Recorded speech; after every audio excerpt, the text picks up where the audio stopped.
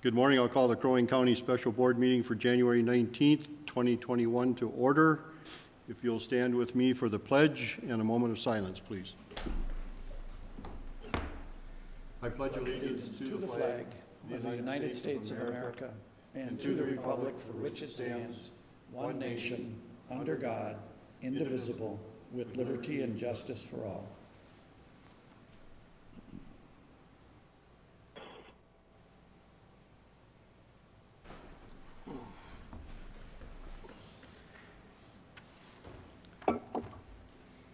So item number 2, review and approve the agenda. Is there any additions to the agenda?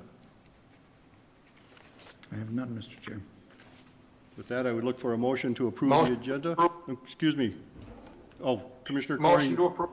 Commissioner Coring makes the motion to approve. Second. Commissioner Franzine seconds that motion. Therese, if you would call the roll call, please. Commissioner Brecken? Aye. Commissioner Hoag? Aye. Commissioner Franzine? Aye. Commissioner Coring? Aye. Commissioner Barrows? Chair votes aye. Motion passes. Item number 3, on here we have CARES Act Coronavirus Relief Grant applications. Are these the same as the economic assistance grants from the state? That is correct. So I just want to note that. And with that, Administrator Houle, would you lead us through this discussion? Mr. Chair, members of the board, I'm going to start with what you first set in motion, excuse me, on your December 15th meeting, and I'm going to refer to this page. Paul, it's the one with the Crow Wing County letterhead on it from December 15th. It's the Crow Wing County Economic Assistance Grant Program. When the state allocated monies for counties to do additional economic assistance grants, this is the program that we set in motion. And so the priority ones for these funds were those businesses that had not been ordered closed. And why did we do that? Because the previous 2 rounds of CARES Act funds focused on businesses that had been closed. And when we did that, we had done it first with 50 or fewer. Then you may recall we expanded it to 100 or fewer. So we had already focused on the ones that were closed. So our top priority here was the ones that did not get closed. They had to have fewer than 50 employees, a physical location in Crow Wing County. They had to be registered with the Secretary of State, been operating since March 1st. The documentation had to be supplied as part of the grant. You have the list that has the ones on the far right-hand side. That is the list of those businesses. And so if they met the criteria, and almost all of them did, if they met the criteria, then we were recommending that they get funded at the full amount with one exception. There were a couple of instances where we did not think they were not forced closed, but the COVID impacts would have been a little bit tougher, I think, to quantify. A convenience store applied. They were never closed, and we did not think that made as good a sense to fund their full application when they hadn't been closed, and it would be difficult to demonstrate a COVID impact on a convenience store. Now, they did have some, and so we focused on their COVID-related impacts, and so there were 4 applications in this group that we are going to fund only the COVID-related expenses. It might have been for plexiglass, it could have been for hand sanitizer, it could have been for face masks, those kinds of things. And you'll see those on the bottom of the list. Actually, there's 3. Okay. The second priority category, going back to the letterhead one, was another opportunity for those we had funded in the first CARES round grant to apply again, if they wished, or to accept new applicants. We did receive new applications in that second group. In other words, organizations that had either not previously applied or didn't have the right stuff in, but they did not get funded previously through any of the rounds of CARES Act dollars. And the group felt like, well, because they haven't been funded before, let's see if we can't fund their grant requests up to the maximum like we had done with CARES. Between those 2, we eat up about 900,000 of what we have. Actually, I think it's closer to 700,000. But the issue for us is, we got 359 applications, 155 of those were new, and we have 204 repeat applications. The total requests are 3.3 million, and the total amount that we have to work with is 1.129 million. And so it goes without saying that you're going to end up having to say no here to a lot of people. And so it was trying to figure out, where did we think that the folks were experiencing the most pain in the community? So between these two priority groups, they eat up, I think it's 720,000 if I'm not mistaken.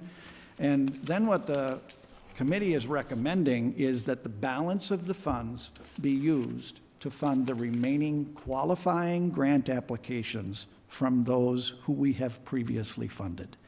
And so it takes the remaining approximately 300,000 and it divides it by the 202 applications that we have remaining. We've previously funded them. And so they will each end up with grants, give or take, around 1,000 instead of 10,000, which many of them applied for. The thinking was, we have funded them at least once already, so we're spending most of the funds here on organizations we have not previously funded. The residual left over is being used to fund those organizations that we would already have funded at least once. The reason you don't have that third group in front of you today is because we have not had time to check that they are registered with the Secretary of State, that they were in operation since March 1st. We've done that for both the ones and the twos that you have here, so we're confident that you could move on those. For that third group, you could take two different approaches. You could either say staff should go about the business of screening who qualifies and who didn't, just like we did here, and whatever's left, divide it by the remaining applications. You could give us that direction that way, or if you would like to see the list, we could bring the list back for you once we've had it thoroughly vetted. Questions? Yeah, Mr. Mr. Chair, if Chair. I can. Commissioner Brecken first, and then Commissioner Coring. So Commissioner Brecken? Mr. Glenn, I wanted to ask the question in regards to what your opinion is, because you have a good pulse on the community and the businesses. Are we best off taking the monies that are left over and just dividing it randomly out to $1,000 or $2,000, whatever that comes to be? Or would there be businesses that maybe should have a little larger grants than that? I mean, I know it's fair, so. Yes, and thank you for the question, Commissioner Brecken. As we looked at the list of the 202 that are remaining over, it is the majority of them, I would say, and I don't want to use hard numbers, but I'm saying it's probably 85% are the bars and restaurants again.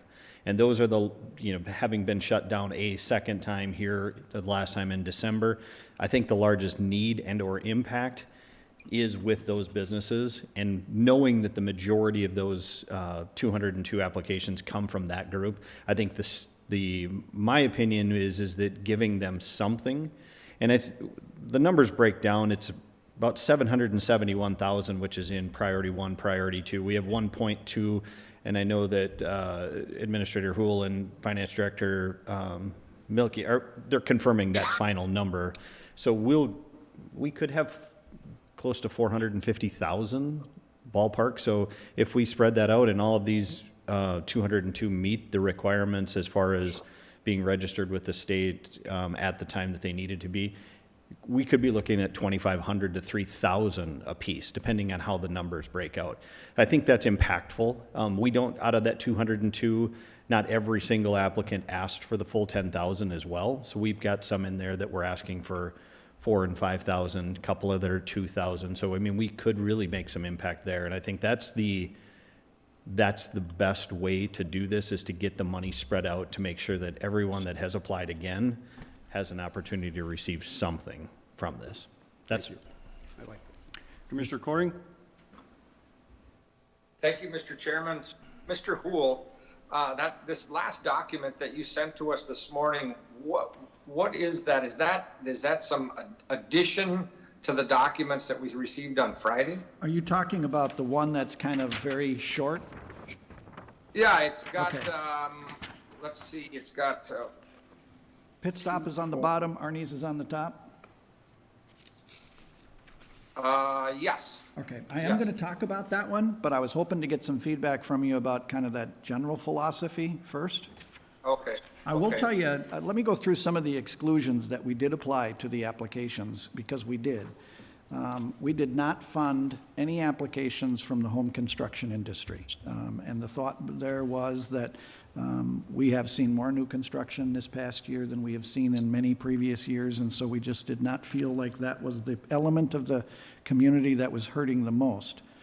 Two, the applications in that third bucket, to Commissioner Brecken's point, we saw a lot of restaurants and bars in that we have already previously funded, and that we know DEED is going to be sending, or should be, hopefully, sending a check to because of that. And so we kind of thought, okay, well, the state's coming in there, so we didn't need to focus on them quite as much as the first priority. So that's how we got there too. We did not fund 3 church applications. They identified things that were related to proselytizing, their ministry, which we avoided in the first CARES Act round. We did not fund service organizations. So charitable organizations like the JCs, who, if we thought that we were going to give them resources so that they could do granting into the community, we thought it would be shorter to just have someone apply for these funds. We didn't want to duplicate. So we did not fund any service organizations. Anybody who was previously funded, we moved them to the bottom of the pile so we could first fund new applications. We did not fund any festivals or any sole proprietor arts and crafts vendors. Most we couldn't have funded because they were not registered with the state of Minnesota as of March 1st, which was one of the requirements that we had for the grant. We continued not to fund landlords. There is ongoing rental assistance that is available out there. I just heard of another pot of money for rental assistance last week. So right, wrong, or indifferent, we did not fund any landlord requests here. And we continued not to fund professionals like lawyers, accountants, and the like. So can I get some feedback about, that first bucket, weren't closed, but did have COVID impacts. Second bucket, they were closed, they're small employers, but they're new applications. Third bucket, repeat applications that we would use as our clearinghouse, sweep the account, if you will, by dividing it. I got this list that I need to get some additional feedback from you on, but is that broadly where you wanted this to go? Having been involved in some of those decisions, I think that was we did a good job of being as broad as we could and understanding the circumstances that some of these businesses are in. So for me personally, I didn't have any angst about that. I thought we looked at it and came up with the best approach that we could, realizing somebody might criticize us for that. However, I do believe that we did the best we could. Real quick, just I want to say a couple things. Department of Revenue, Minnesota Department of Revenue, indeed wasn't willing to share anything with us. We contacted, or Administrator Houle, you contacted Representative Lewick. He did a great job of trying to assist us with getting that information so we would know what businesses they were funding, and we didn't double up on some of those, but having to operate blind, I appreciate what Representative Lewick attempted to do for us, and I just wanted to make a note of that for the public, that they know that those efforts were made to try to identify those businesses where dollars were coming from another source other than what the Crow Wing County Board is putting out there. So, having said that, I think we took the best approach that we could under the circumstances. Any other views? Well, I'll just echo your thoughts that, we did what we thought was fair, but again, not having, this could have been much easier and more maybe fair if some of the state agencies were willing to partner up with us. Again, there was just a slam the door in your face type of answer to us. So, I think the process could have been much smoother and again, more fair and maybe potentially spreading money out more where it's needed than somebody doubling up. But that was unfortunate. Hopefully if there's another round of this, that that they hear us, and I know other counties are struggling with that as well, but, gosh, it's just, it's unfortunate that they weren't more of a partner in this than a nuisance, I guess, and Commissioner Coring, did you have something you wanted to add? Just a question for Mr. Hool. You said that we kind of stayed away from the professional services. You said lawyers, law offices, and what else? Accountants, Okay. I noticed, Tim, I did notice that going through the list quickly, that there was a dentist office on there. I would put that under professional services, but it looks like we did fund that. Is that correct? we did fund that, and that is a judgment call. And so you could say, Okay. you could pull that one off and say, we view that as a professional organization, if you wish. It's a good catch. What was the idea in funding that? I think it was because we thought they had COVID-related impacts as a healthcare organization.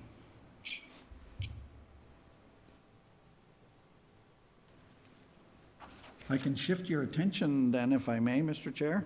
I'm going to shift your attention to this shorter list and looking for just a little bit of direction here. These are organizations that when we went to the Secretary of State's website, we can't find an active registration for them. So they are either inactive or we can't find them at all. Now, I will say the Deerwood American Legion, we believe that we are just looking in the wrong place because that's probably not a 501c3. So the Deerwood American Legion, I think you could pull off that list. We should be putting them into the second bucket. But the others, I show one of them, the Cuyuna Iron Range Heritage Network. They're inactive on the Secretary of State's website, and their last filing was in 2015. So we know they're there, but technically, here's what the Secretary of State's website says. Where did I put that? Your entity will be statutorily dissolved, no longer be recognized as existing in Minnesota if you fail to file your annual registration. And so it's a normal part of doing business for both businesses and nonprofits, an annual registration. That was our way of verifying you're a going concern. So that one sticks out in my mind. There's a couple of things. We have an application from Great Lakes Apparel and Design. We could not find that company name. Couldn't find them on the Secretary of State's website. Backyard Greenhouse showing inactive. Pit Stop Bar showing inactive, or you can't find it. And so the direction I need is if we can't find them on the Secretary of State's annual registration, do you want us to exclude them? So Or under, do you know something about these folks that we don't know? on Pit Stop Bar, wouldn't they have had to purchase or get a license to serve? Yes, I don't have access to their food, beverage, and lodging licenses, but I couldn't find anything on the web. They had a web page at one point, and now that web page is available. They were not active on the Secretary of State's annual certification. I don't know, Tyler, if you remember how long ago they went inactive, if it's new. Pit Stop. Yeah, we couldn't find them at all. And again, we looked back through the application that they provided to us. If they have submitted a W-9, which they had, we'd take the name that's listed off their W-9 and try to find it at the Secretary of State, and we couldn't find them at all. So that's the challenge, is we do identify the rest of them. The Pit Stop is the only one that we physically could not find. The rest of them are identified, but they're inactive. We did find the Deerwood Legion earlier today, and it was just listed under the Walter Erickson, however that's how it was listed. So but the rest of these are just all inactive. So where was the Pit Stop Bar originally located? Do we know that? I believe it was by BIR. yeah, I think so. Okay. Yes. I don't believe so. The Pit Stop Bar is on the corner of 8th and Laurel, 8th and Laurel. one that Danny Downtown. Kuhn owns, Downtown? and his brother owns Yesterday's Gone. and his sister owns O'Nearry's. The only clarification that we could potentially is to go back to the owners and identify if it is listed under an assumed name, if it's something else. I mean, to go through the list that we had of, we started at 155, the list obviously shrunk down considerably, but to get to this point where there's 7 of these, well, 6, because we found the Deerwood Legion, absolutely willing to take the step to identify if they are under an assumed name. Now, we did find the Iron Range, the Heritage Network, the Backyard Greenhouse, Lakes Area Yoga, and Arnie's Meats. All of them, we found them. They're just inactive. They're listed as inactive at the state level. Mr. Chair, would something like that, and I know that Iron Range Heritage kind of went dormant for a while, and then a group of people stood up and got it going. Would they potentially be under some other name? Again, I like your approach of maybe reaching out to them and asking. So that account that they were using would fall inactive, but maybe there's a new name that they go under for any of these 7 that they could say, no, we're, look under this, but just to reach out to and ask them. And I think I don't that's think that's why gonna take us too long to. No. it would make sense for you to move on the 1s and the 2s today. But I think it would make sense for us to reach out to a couple of these to try to make an overture. What if we're just not looking under the right name? What if they put the name slightly differently, or it's an LLC or something like that? It would give us an opportunity to track down these that are on here, to either decide they belonged in the number 1 bucket or the number 2 bucket while we still have resources left. Right. And then at the same time, we can go through the number 3 list to make sure that they are registered actively and bring that last list to you at a future date, probably within a couple of weeks. But I think you could authorize the 1s and the 2s, and just to Commissioner Coring's point, if you wanted to change any of those that are on the list of 1s or 2s. Everybody understand what we're being asked to attempt to do here today? So 1s and 2s, and Commissioner Coring brought up the one dental office, in his opinion, is a professional. And do we agree with leaving that in priority 1, I believe it was, Tyler, right? Thoughts on that? Mr. Chair, my Well, I question. didn't, Go ahead, Commissioner Coring. Go ahead. Mr. Chair, I didn't mean to single out that one. I guess my question then is to Tyler, because I have been to my dentist's office. They are using precautions, but customers are still coming in, probably not at the rate that it was in the past. I'm sure everybody's been affected in some way or the other. But my question is this the only dentist office that we've funded? Or have we had other applications from other dentist office? I guess, they're still going, providing service. Yeah, thanks, Commissioner Coring. We, in the CARES Act, we funded, I believe, 7 dental offices, but we didn't have the same, because they were forced closed by Executive Order 20-09 was the reason that we funded them previously. Now, with this, they were the only dental office that applied for this round. We don't have any in that list of 202 that have applied and were granted funds before. This is the only dental office that has applied this round. But we did previously fund them, and the reason we did was because they were forced closed as per the guidelines we had with the CARES Act. It is different this time. You could exclude them, but my wife is a hygienist. They've been as busy as ever. So everybody, you are going to the dentist's office, but you are also looking at this to say, is this one dentist that didn't get funded previously because they didn't apply? But we did fund them earlier, and the reason was because they were forced closed at that time.